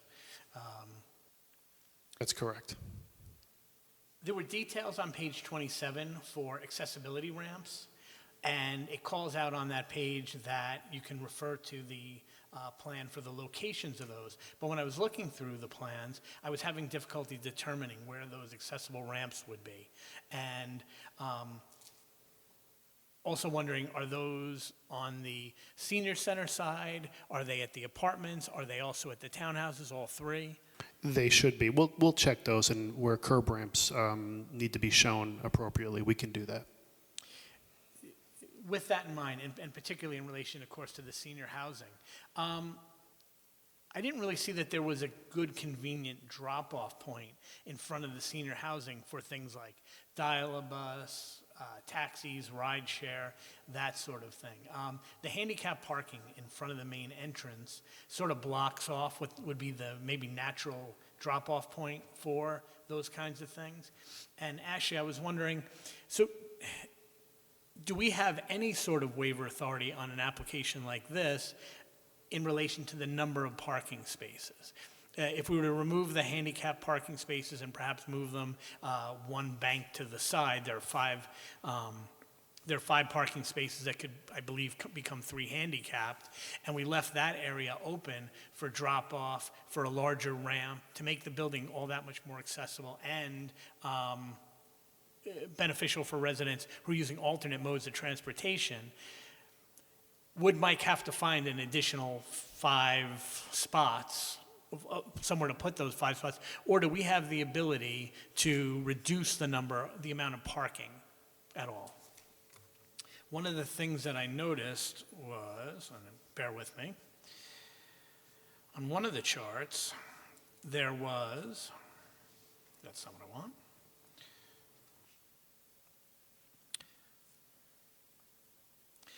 It was in the traffic portion. There was a comparison for the senior residence apartments and the townhomes on what ITE's parking demand number would be for a facility that size, and what the town of Monroe's parking requirement would be for that size. And of course, the proposed parking spaces match what the town's requirement is. But if you compare it to what ITE would recommend, what the town requires is significantly more than, I guess, what the national standard would be. That'd be a fair statement. Okay, so again, Ashley, I don't know if we have any ability to mitigate that at all in one way or the other. I'm wondering if you know that offhand. Not offhand. I'm looking. Give me a minute, and I'll look into that for this particular district. No problem. I got plenty more comments. Even if it's not potential to waive the number, does the board have the authority to designate shadow or banked parking? I mean, because you can maybe make up spaces in that aspect also. Right, so that might be part of the question as well. An easier way, I could show them in a location someplace on the plan that could be built in the future if If needed. need be. And we could then. Like there's bank parking for the soccer fields. Correct. Okay. Yeah. That would certainly be an acceptable option for me. Might be a way for us to deal with that. Okay. My bank for 10 years had a relationship where we had a branch inside one of the local senior facilities. It's similar to what, you're kind of designing, and the way their front entrance was designed, it really made, they had their own bus that they use, but it Right. also, there was all kinds of drop-off, including family members dropping off people. I think you have a very good suggestion. I would ask that, as we finalize the EAF, that you go and fill in all the no's. We either have yeses marked off or we have blanks, and the banker in me just says, all questions need to be answered. You're certifying it. We're sort of, by not marking the no's, we're sort of implying that they're no's rather than stating that. So I would appreciate that. One of the comments. Just a comment on that, Yes, just going thank back to the parking, I couldn't recall offhand if it was for particular districts or not, but you do have the ability to allow the bank parking, so you can reduce the number of parking spaces to be constructed prior to the issuance of a CO. And then, as a condition, the applicant has to show that there's adequate space available where they could construct the parking in the event it is determined that it's required in the future. And I believe it's 3 years that they have to, there's a 3-year look-back period after issuance of the CO where they may have to construct those additional spaces. Again, I don't think it's an environmental issue one way or the other, but given that opportunity, I'd ask you to consider that as an improvement towards the plan that we're looking at. One of the comments from public hearing was in relation to a concern with runoff, particularly during construction, to Pine Tree Lake, which is downslope. And I know there were issues of whether there are existing streams or beds that might fill, especially during runoff from construction, that might affect Pine Tree Lake. I guess the commentary was when some of the Mansion Ridge construction was done, that they had issues down there. Correct, I recall Were that. you able to look into that at all? So what I can tell you is we have a infiltration and sedimentation basin designed, I guess if I'm on Harriman Heights Road, because I'm looking at the map and I don't have a north arrow, it would be to the back, it would be in the back left corner, I believe of Building 3, which is the multifamily, is on the northern side. So our intention, everything in the site drains to that location. Right. So the Okay, I know what you're intention referring is, to. in terms of staging this, that would become like a temporary sedimentation basin. So during construction, or settling basin, I should say, most everything will flow in that direction, and we should be able to capture it. So if we construct that kind of first, and then kind of hay it and seed it, and let it behave as a sedimentation basin, or settling basin, I should say again, I think we'll be able to deal with the majority of any of the erosion and sediment control potential runoff or siltation during construction. Naturally, once construction's complete, they should have none of these issues whatsoever, because the facility should function to discharge pretty clear water. Right. Okay. I think from reviewing the plans, I know the answer to this, but it seems like there's going to overall be fewer curb cuts on Harriman Heights Road after the project is completed than what's on the existing. I know there's a lot of roadways in and out of the site right now, and it looks like we're eliminating some of that, and those curb cuts will effectively go away. Either you'll continue the rock wall across there or whatever. Am I gathering correctly? That is correct. I mean, and we'll work out what Orange County Department of Public Works, if they physically want us to remove that pavement or what they may want us to do. Okay, a couple of notes from the EAF. And I'm looking first at item E1C. Is the project site presently used by members of the community for public recreation? And I guess in relation to that, my question was, the Pilates Center, is that used by the public at all, or is that merely a facility that's used by the sisters at this point? My understanding, it's used pretty much by the sisters. If it's in conjunction with a community event, it's still sponsored and authorized through them. Okay. So my understanding, it's through them. And E2M, talking about the predominant wildlife species, and you've identified deer, squirrels, and bats. And I was wondering if it was appropriate to have rattlesnakes there. I know that part of the plans address issues around encounters during construction with rattlesnakes and that sort of thing. From what I was reading, it sounds like that the property doesn't have a lot of natural rattlesnake habitats, but that were the issues around the rattlesnake, well, the rattlesnakes in the area and you might run into them, or there are rattlesnakes on the property and it might be a wildlife species that should be listed there. It's the first of the two. Okay. Yeah, so I didn't see it as a predominant species that you would find. You follow what I'm saying on the property? Right. I can tell you that in my experience at DEC, there's probably some type of a den. We won't know where or exactly how far. They will never tell you. For obvious reasons. But apparently we probably meet whatever the threshold is, so this is and my guess is based on the level of detail they're looking for, this nest must be pretty far away, and we must be just on the verge of it, would be my guess. But to the point where it needs to be noted. We can put it, and there needs to, I mean. There's no harm in putting it on the AF, we can do Okay. that. I was just going to say, I understand based on Bonnie's discussions with DEC, there was a rattlesnake found on this property.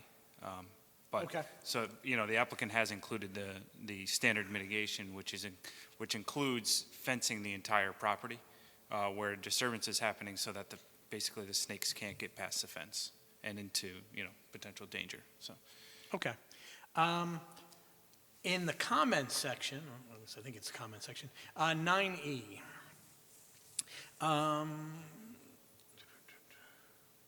Okay, you have the second sentence. While both the northern and southern portions of the project will be visible from Harriman Heights Road, this road is not a designated aesthetic resource.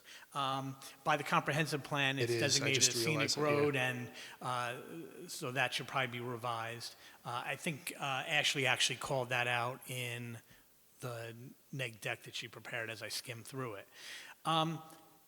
In comment 14, impact on energy. It references electric boilers being used and connected to the electric grid to provide heat and power. On the EAF, D2P seems to mention fuel oil tanks. And so I was just a little confused about that. Is the heating through fuel oil? Is it through electric heat? Is it a combination of those things? Or am I misinterpreting one of the two things I read? Yeah, let me confirm that with the actual, the applicant and the contractor to be sure on that. Okay. I know that our planner who crafted that document, might have used an older document, and that might be where there's like a typographical error, and that's all I can tell you. So I'll check on that and let you know for sure. I just noted a possible discrepancy, so Yep. I wanted to point that. In the financial analysis, so it's taking a look at the chart on page 4, and it talks about, the total population of the property. So what I was thinking about was in relation to the one-bedroom apartments in the senior facility. So there are 88 units of those. Just as a note, there's 12 two-bedroom apartments in the senior facility. And it anticipates a population of 1 person per one-bedroom unit for a total population of 88.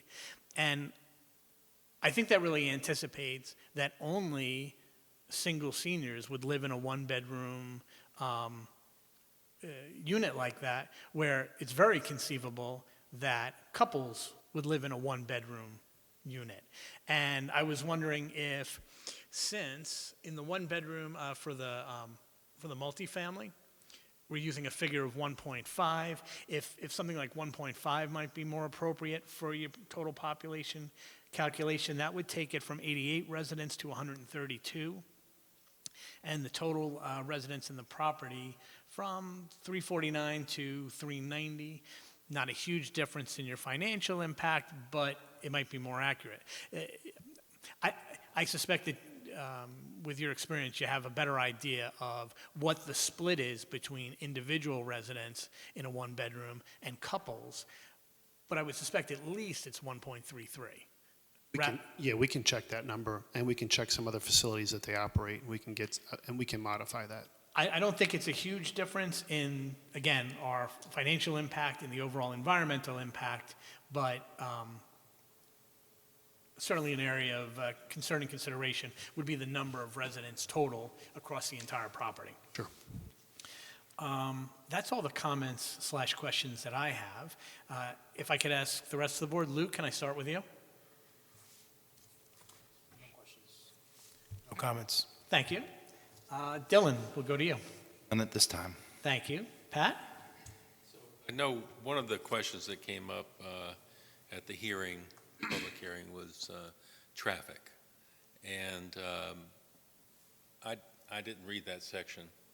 I was just going over it, but didn't read that section. So I just had a question on that. Did we have the experts come in? They did a study, and there was not a problem, as I read. So are we correct there? You mean as far as impact from traffic?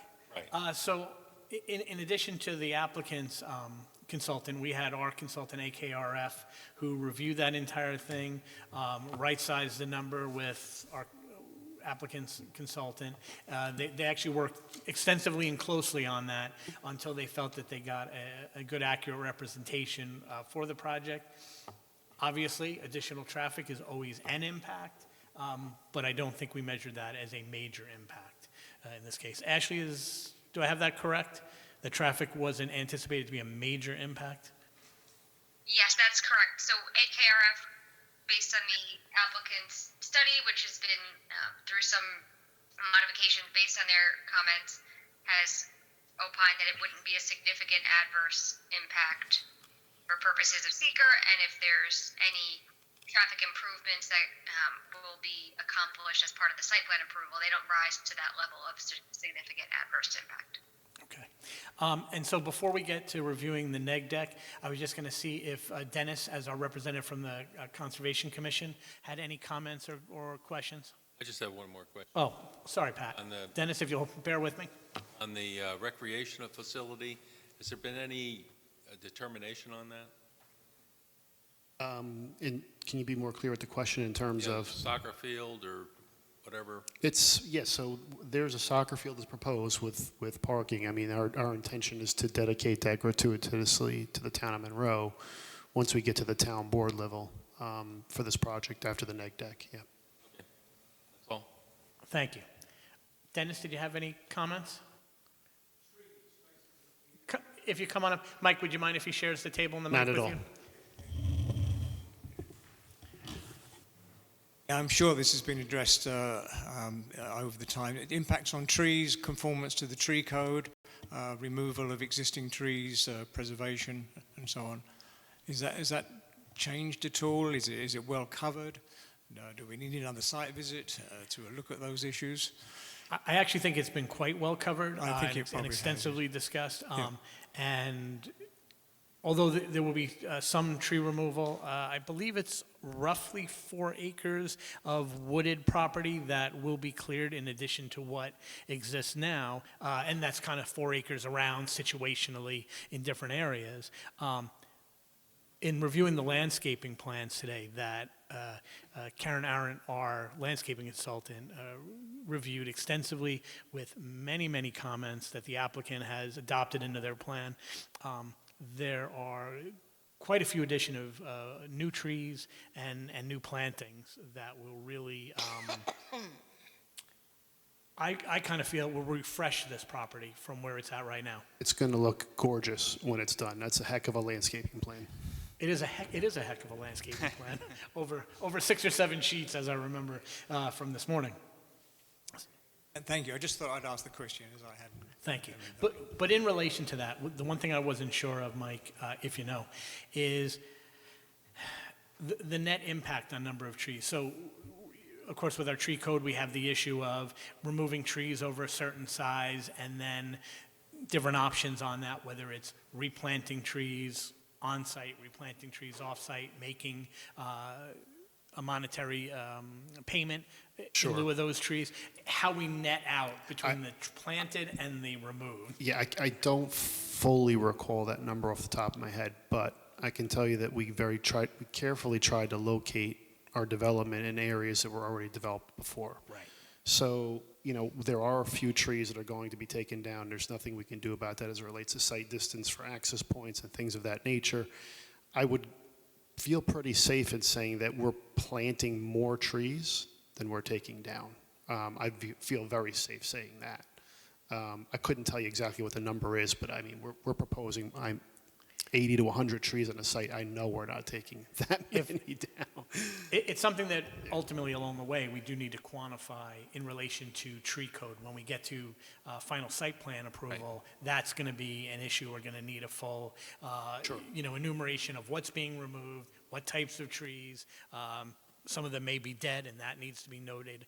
We'll get the total quantity, and then, of course, we have from your landscaping plan, I thought it was 247 We have a additional lot of trees. It's a lot of trees. There's a lot of trees. I forget the number off the top of my head as well. Yeah. All right. So with that, if the board doesn't have any other questions or comments, I think we'd like to get to reviewing the neg deck.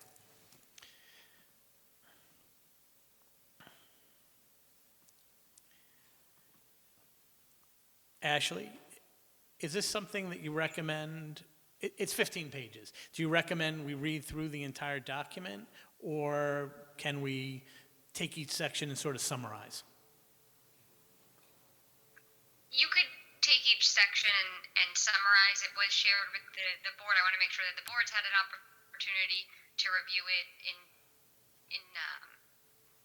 full before voting on it, of course. But if there's any questions or anything that sticks out, we could certainly discuss that. Anything that you think needs to be added or changed. Well, frankly, so I had a quick opportunity to review it. I know it came through sometime this afternoon. And after having reviewed the submission from the applicant and seeing what you've extracted from there, included in the neg deck, I feel it's fairly comprehensive. I feel it and more importantly, I feel it's accurate in how it addresses all the various areas of impacts from the different environmental concerns that we have there. If ultimately before voting on the neg deck, the board needs an opportunity to really read through that, then I think we need to put that off a meeting, give everybody a chance to read through the 15 pages, make sure that everyone's on the same page as far as this decision, and then make that vote. Does that make sense? Or I can go through the... Sure, if the board hasn't had an opportunity to review it yet, then I think that needs to wait until they've had a chance that they're able to comfortably vote on that. I mean, I think this is an important decision. Did the rest of the board happen to have the opportunity between 1:30 and this evening to take a look at that document? Yes, You did, Pat. Dylan? got it right here. Did you have a chance to read through the thing, Pat? I've been reading through it this evening. Okay. Lou, have you had an opportunity? No, I have not. Okay. So both because at least we don't have a quorum of members who have had an opportunity to read through this document as it was just provided to us late today, I think it's most appropriate that we put off a vote on that, and also hopefully we'll be setting a fuller board as well. And I would pass along to the rest of the board who's not here tonight the request that we get that done. I'm wondering if we could get the applicant back on at the workshop so we can get this done sooner and later. No issue with that? Would that be an issue for you, Mike? Okay. Does that make sense to the rest of the board, or do you want to review good it with that, tonight? yeah. Okay. Yeah, it's a pretty comprehensive document. When you read through it, you'll see that it really sums up all of what the applicant has provided to us in almost 1,200 pages. But And I do apologize for not getting it to the board earlier. Forgive you. Is it possible for me to get a copy of that as well? Ashley, can we provide a copy of that to the applicant for their review? Certainly. Great. So will you send that to Mike, or? I will, because I'm going to take out right now the first page. It says the date of action, February 21st, but that date will be removed, so it'll be blank for now. All right, so yeah, let's get that to the March date of our workshop meeting so that we can have a couple of weeks to take a look at this. Anyone can ask any questions or address any issues to you, and we can get a final document so we can take care of this and hopefully complete seeker. Okay, so while you're here, any other questions, issues, concerns for tonight? None for me. Okay, anyone on the board, any final questions or concerns for our applicant? No questions here? All right. Thank you very much. Thank you for your time tonight. We'll see you on the 9th. Thank you for your time. Thank you.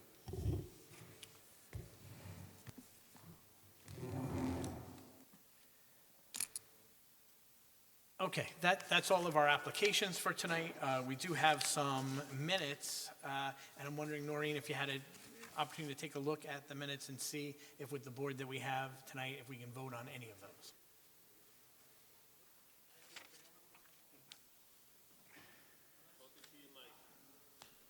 All right, so let me see if I can pull those up quick. 1 second, I don't know. Thank you.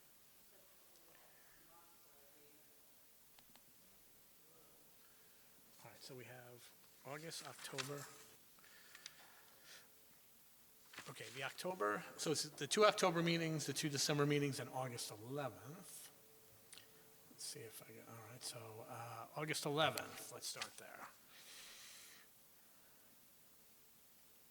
I believe I did it in one email with all the... Yeah, I've got that email, so I'm just trying to open up those PDFs and see who we've got.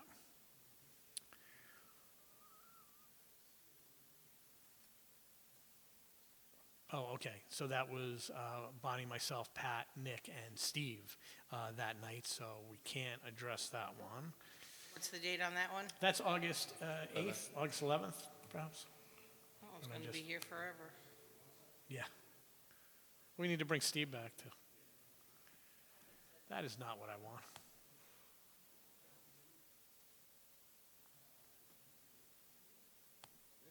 Close, we just,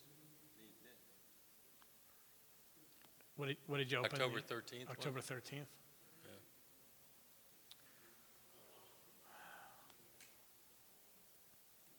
I think most of them are going to have to be held over because Lou isn't involved in most of them. He's been an alternate for most of our meetings. This is your first time sitting on the Second. dais? Second time. Second time. Yeah, so I'm pretty sure most of those are going to have to be held over till next month because I don't think he was a sitting board member. And that Okay. only gives me 3, that's not enough. Right. So we don't have enough of a quorum to vote on minutes, so we will pass on those. I move we adjourn. What's that? Mind if I head out? No, thank you, Sean. Oh, thank you. Ashley? Yes. We're also done for this evening as far as anything for you. Anything you need to let us know before we sign out of Zoom? No, nothing from me. Have a good evening, everyone. Thank you. You too. So, Thank you. Okay, we are off Zoom. Any board members have any issues that they'd like to bring up before we consider Sure, we adjourning? don't want to review all the pages of the neg deck tonight? Oh, yeah, let's do What's that? Good, thank you. Yeah. that. Joking. Oh, so, no, yeah, we're not gonna, Yeah. Let's go.